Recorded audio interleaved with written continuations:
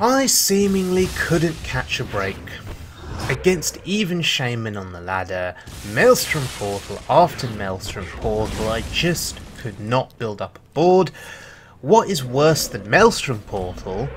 Well, this even Shaman on turn 5 puts down a wolf. That's okay. Flame Tongue Totem? That's alright too. Oh, it's a sea giant, of course. Oh look, another sea giant. Isn't it my deck that's supposed to get giants down super early? But yeah, Maelstrom Portal, once again. And wait for it. Ah, Maelstrom Portal, again. So I was having no luck against Even Shaman.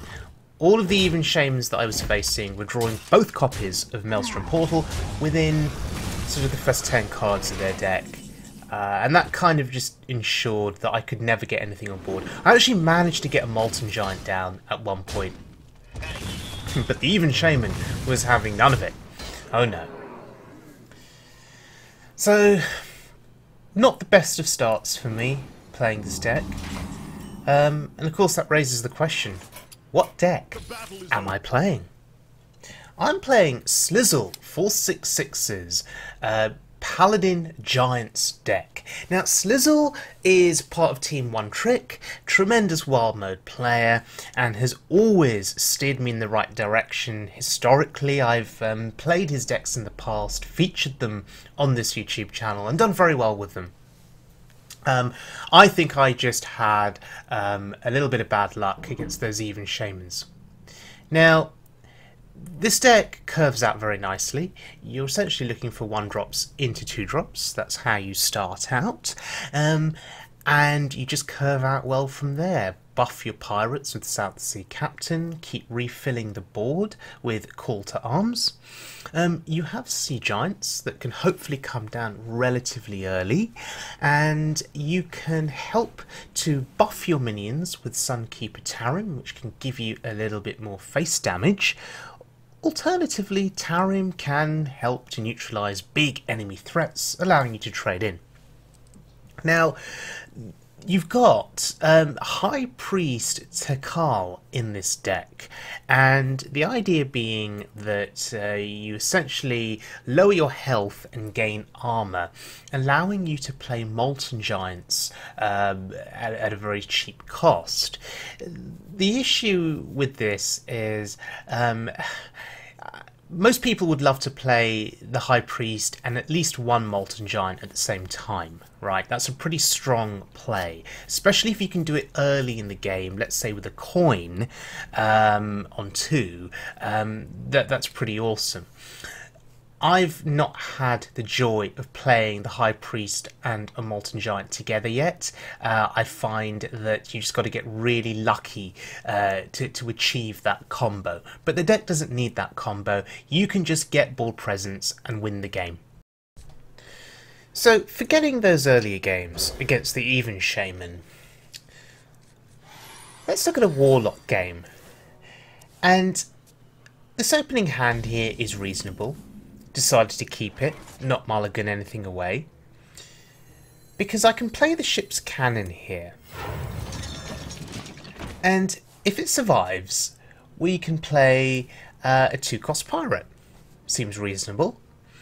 It'll be interesting to see what he has in his hand, because undoubtedly he'll want to deal with the cannon as soon as possible.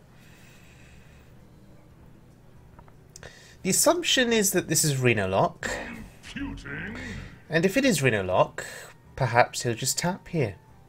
It's what they usually do. Right, there's the tap. It's going to give me some time to build up a bit of a board.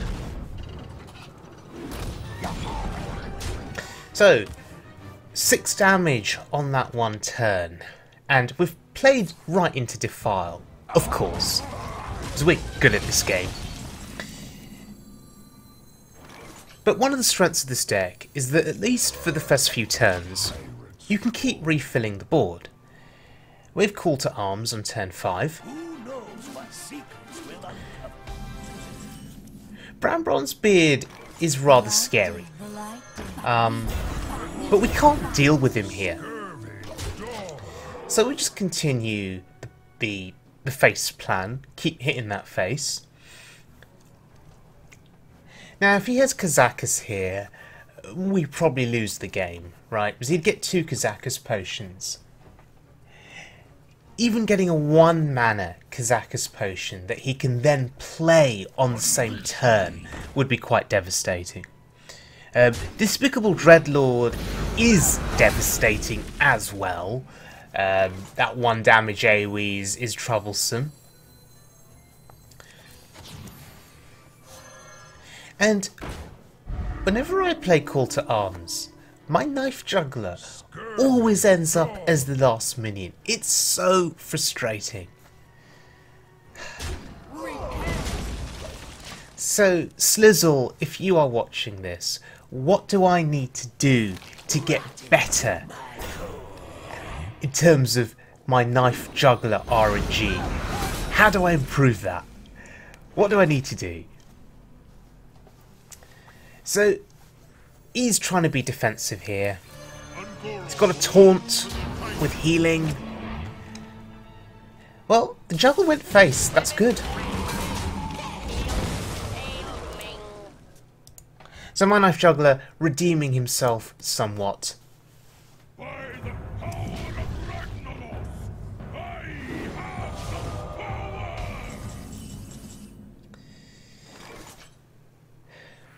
So the question is, how badly do we want to kill the Emperor? Knife Juggler says go face. Play the Sea Giant. Knife Juggler says go face, so we go face. We listen to the Knife Juggler. And we've put him on a lot of pressure. If he has Reno here, then we still have a Sea Giant on board.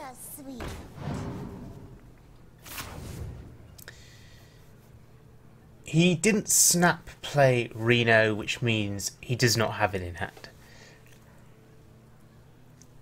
This one turned out nice. Wow, this guy plays the Doll Master. It's really interesting. Just going for value with that Emperor discount. But this game is over. Oh! That Knife Juggler hit a minion. Oh dear. Well, that was a fun game. We actually managed to win a game. I guess it's because we weren't facing even Shaman. So it seems that whenever I go up against even Shaman with this deck, I'm cursed to lose. If I play against any other deck, then I'm likely to win. I think that is the conclusion that we can come to having played this deck.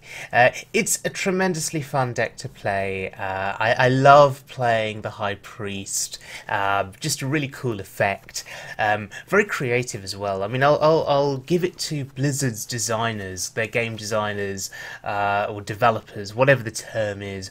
You know, they've come up with some very interesting cards. The High Priest, the Undertaker, just with their battle cries or their effects. There is some pretty cool thinking behind the cards.